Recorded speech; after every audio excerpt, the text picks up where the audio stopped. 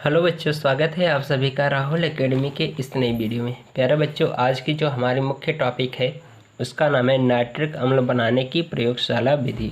ठीक है, तो प्यारे बच्चों, मैंने बताया था कि जो नाइट्रिक अम्ल है हम दो विधियों द्वारा प्राप्त करते हैं। पहली जो हमारे पास विधि है प्रयोगशाला विधि और दूसरा है औद्योगिक निर्माण विधि। ठीक है, तो प्यारे बच्चों यहाँ पे देख रहे हो कि जो औद्योगिक निर्माण विधि है, इस औद्योगिक निर्माण विधि में दो प्रकार की विधियाँ पाई जाती हैं। पहला है ओस्टवाल्ड विधि और दूसरा है बर्कलैंड या आइड विधि। ठीक है, तो ये दोनों विधियाँ जो हैं हमारी बहुत ही इम्पोर्टेंट हैं। ठीक है, जो कि हर बार बोर्ड एग्जाम में आता है। ठीक है, और मैंने पहले ही बताया था कि जो औद्योगिक निर्माण विधि है इसको हम लोग सबसे पहले पढ़ेंगे, फिर उसके बाद लास्ट में हम प्रयोगशाला विधि को पढ़ेंगे। ठीक है, तो प्यारे बच्चों, ये मैंने आपको दोनों वीडियो प्रोवाइड कर दिया है, ओस्टवाल्ड विधि द्वारा और बर्कलैंड आइड विधि द्वारा।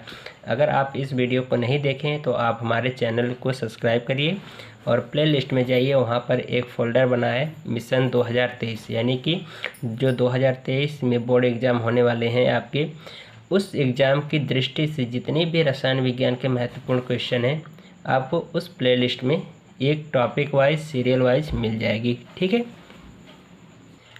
तो प्यारे बच्चों, आज हम लोग जो केवल बात करने वाले हैं प्रयोगशाला विधि पर। ठीक है, तो हम प्रयोगशाला विधि द्वारा किस प्रकार से नाइट्रिक अम्ल को प्राप्त करते हैं, तो आज हम लोग इसी वीडियो के अंतर्गत इसके बारे में चर्चा करने वाले हैं पूर्ण रूप से डिटेल। ठीक है, तो प्यारे बच्चों, यहाँ पर लिखा गया है कि प्रयोगशाला में नाइट्रिक अम्ल बनाने के लिए पोटेशियम नाइट्रेट को सांद्र सल्फ्यूरिक अम्ल यानी H2SO4 के साथ गर्म करके बनाया जाता है। ठीक है, यानी कि प्रयोगशाला विधि में, यानी कि इस विधि में जो है नाइट्रिक अम्ल को बनाने के लिए हम लोग क्या करते हैं, पोटेशियम नाइट्रेट को सांद्र सल्फ्यूरिक अम्ल यानी H2SO4 के साथ मिला करके गर्म करके हम क्या करते हैं, इनको प्राप्त कर सकते हैं, यानी कि इसको नाइट्रिक अम्ल को यानी HNO3 को प्राप्त कर सकते हैं। ठीक है, तो यहाँ पर देखिए कुछ रिएक्शन है।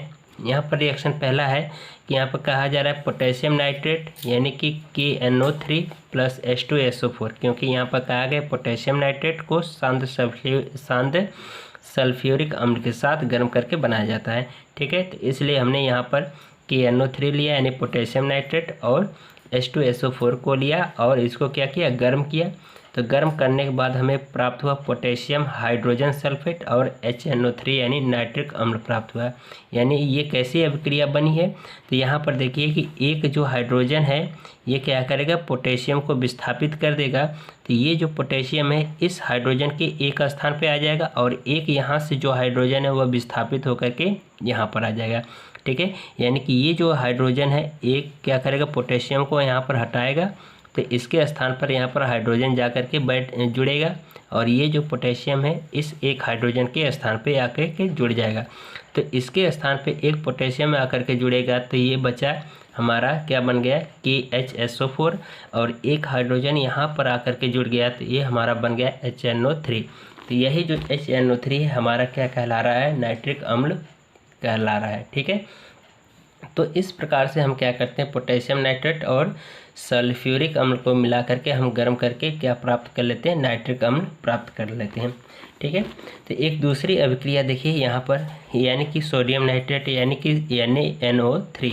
ठीक है, NaNO3 को हम सांद्र सल्फ्यूरिक अम्ल के साथ मिला करके जब गर्म करेंगे तो यहाँ से एक हाइड्रोजन क्या करेगा, इस सोडियम को विस्थापित करेगा, यानी कि यहाँ पर जाकर के हाइड्रोजन क्या होगा, एक हाइड्रोजन यहाँ पे जुड़ेगा और ये जो सोडियम है ये निकल करके यहाँ पर आकर के क्या होगा, जुड़ जाएगा इसके स्थान पे। तो ये जो सोडियम इसके स्थान पर आएगा तो क्या बना, NaHSO4। ठीक है, और एक हाइड्रोजन यहाँ पर सोडियम के स्थान पे आके जुड़ा, तो ये हमारा क्या बन गया, HNO3। तो यही HNO3 हमारा क्या कहला रहा है, नाइट्रिक अम्ल कहला रहा है। तो प्यारे बच्चों, इसका मतलब ये हुआ कि जो सांद्र सल्फ्यूरिक अम्ल के साथ हम अगर मिला करके पोटेशियम नाइट्रेट या फिर सोडियम नाइट्रेट यानी कि NaNO3 को मिला करके अगर हम गर्म करें तब भी हमारा क्या प्राप्त होगा, यानी नाइट्रिक अम्ल प्राप्त होगा। ठीक है, तो प्यारे बच्चों, आइए हम इसी बातों को हम लोग एक चित्र के माध्यम से समझते हैं। ठीक है, तो प्यारे बच्चों, ये है हमारा नाइट्रिक अम्ल बनाने की प्रयोगशाला विधि का चित्र। ठीक है, तो पहले मैं इनके बारे में बता दूं ये क्या है। ठीक है, तो प्यारे बच्चों ये देख रहे हो कि ये हमारा एक स्टैंड है और इस स्टैंड के नीचे हमारा एक स्प्रिट लैंप है जो कि यहाँ से क्या करता है, ऊष्मा प्रदान करता है। और ये हमारा एक लोहे की एक क्या है, रिटार्ट है। और इस रिटार्ट को हमने क्या किया, एक स्टैंड द्वारा, ठीक है, स्टैंड द्वारा क्या किया, व्यवस्थित किया है, ठीक है। और इस रिटार्ट के दूसरे जो सिरे पर एक हमारा गोल पेंदी का क्या लगा है, फ्लास्क लगा है, जहाँ पर हम क्या करेंगे, नाइट्रिक अम्ल को एकत्रित करेंगे, ठीक है। तो चलिए हम इसमें देखते हैं, ठीक है। तो यहाँ पर देख रहे हो कि हम इस रिटार्ट में हमने क्या किया है कि सांद्र H2SO4 और ये जो भाग देख रहे हो हमारा KNO3 है, यानी NO3 का भाग लिया है और इन दोनों को क्या किया है, मिला दिया है, ठीक है। किस में मिलाया है, H2SO4 में हमने क्या किया, चाहे पोटेशियम नाइट्रेट को मिला दो या फिर सोडियम नाइट्रेट को मिला दो, यानी NaNO3 को मिला दो। इन दोनों में से किसी एक को मिला करके आप यहाँ से क्या करिए, गर्म करिए। तो गर्म करने के बाद हमें ये जो वाष्प बनेगा वह वाष्प हम क्या करेंगे, इस गोल पेदे के फ्लास्क में एकत्रित कर लेंगे, ठीक है। और एकत्रित करने के बाद हम यहाँ पर क्या करेंगे, इस गोल पेदे के फ्लास्क के ऊपर हम क्या करेंगे, ठंडा जल प्रवाहित करेंगे, यानी ठंडा जल को गिराएंगे, जिससे हमारा ये जो वाष्प हमारा द्रव के रूप में इस गोल पेदे के फ्लास्क में क्या हो जाएगा, यहाँ पर एकत्रित हो जाएगा। और बाकी ये जो जल गिर रहा है इस एक नली के द्वारा बाहर निकाल लेंगे, ठीक है। अब हम लोग पढ़ेंगे नाइट्रिक अम्ल की संरचना, ठीक है। तो यहाँ पर लिखा गया कि नाइट्रिक अम्ल की संरचना इस प्रकार है, ठीक है। यहाँ पर मैंने नाइट्रिक अम्ल की संरचना को बना रखा है, ठीक है। तो मैं इसी को, ये संरचनाएं कैसे बनी है इसको मैं यहाँ पर आप लोगों को डिटेल समझाने वाला हूँ, ठीक है। तो नाइट्रिक अम्ल का देख रहे हो सूत्र जो होता है HNO3 होता है, ठीक है। तो नाइट्रिक अम्ल का जो सूत्र होता है HNO3, तो यहाँ पर देख रहे हो कि हाइड्रोजन का 1 होता है परमाणु क्रमांक और ऑक्सीजन का 8 होता है। तो इसलिए हमने इसका इलेक्ट्रॉनिक विन्यास कर लिया, तो 2,6 हो जाएगा। और नाइट्रोजन का 7 होता है तो 2,5 हो जाएगा, ठीक है। तो ये रहे इसके इलेक्ट्रॉनिक विन्यास। अब हम इसी के आधार पर हम क्या करेंगे, इनकी संरचना को प्राप्त करेंगे, ठीक है। तो यहाँ पर देख रहे हो कि जो सबसे कम है उसको हम क्या करते हैं, केंद्रीय धातु परमाणु मानते हैं, ठीक है। तो इसलिए हम क्या करेंगे, नाइट्रोजन को बीच में रखेंगे, ठीक है। तो यहाँ पर नाइट्रोजन को बीच में रखिए, ठीक है। और इसके जो यहाँ पर देख रहे हो कि जो इसके बाह्यतम कोश में, नाइट्रोजन के बाह्यतम कोश में कितने इलेक्ट्रॉन है, 5 हैं। तो इसको अष्टक पूरा करने के लिए 3 इलेक्ट्रॉन की आवश्यकता है और ऑक्सीजन को अष्टक पूरा करने के लिए 2 इलेक्ट्रॉन की आवश्यकता है, क्योंकि इसके बाह्यतम कोश में 6 इलेक्ट्रॉन है और ये नाइट्रोजन के बाह्यतम कोश में 5 इलेक्ट्रॉन है, ठीक है।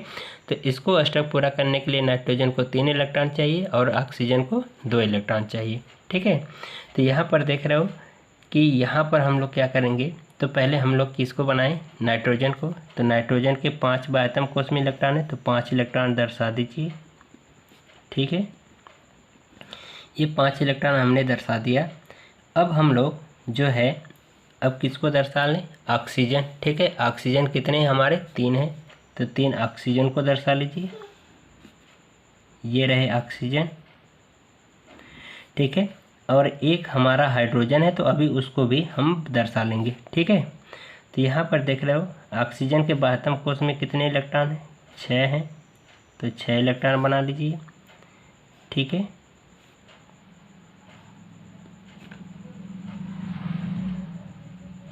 तो ये 6 इलेक्ट्रॉन हो गए और इसके साथ दर्शा लीजिए, तो ये हो जाएंगे, तो ये हमारे क्या हो गए, ऑक्सीजन के 6 इलेक्ट्रॉन। अब इनकी हम क्या करें, बिंदु संरचना बना लें। तो यहाँ पर देख रहे हो कि ये जो है नाइट्रोजन के 2 इलेक्ट्रॉन इस ऑक्सीजन के 2 इलेक्ट्रॉन से बंध बना लेगा, ठीक है। और यहाँ से देख रहे हो तो और ये वाले 2 इलेक्ट्रॉन मैं यहाँ पर दर्शा दूँ, इन दोनों इलेक्ट्रॉनों को, ठीक है। तो इन दोनों इलेक्ट्रॉनों को मैं यहाँ पर दर्शा दे रहा हूँ।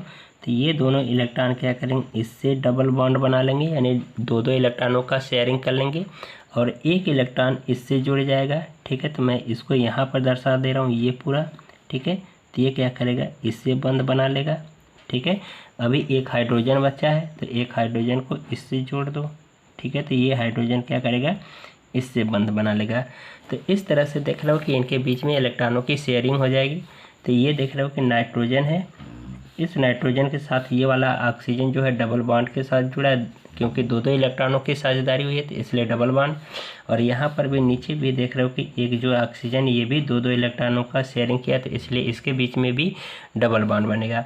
और सिंगल बॉन्ड इसके बीच में बनेगा क्योंकि यहाँ पे देख रहे हो इस ऑक्सीजन के साथ नाइट्रोजन का जो इलेक्ट्रॉन एक एक इलेक्ट्रॉनों की शेयरिंग किया है, ठीक है, तो इसलिए एक बंद बनेगा। और हाइड्रोजन जो है इस ऑक्सीजन से एक इलेक्ट्रॉन शेयरिंग किया है तो इसलिए ये क्या होगा, सिंगल बॉन्ड बनाएगा। तो इसको हम कहते हैं बिंदु संरचना, बिंदु संरचना या लुईस संरचना भी कह देते हैं, या इलेक्ट्रॉनिक बिंदु संरचना या बिंदु सूत्र भी कह देते हैं।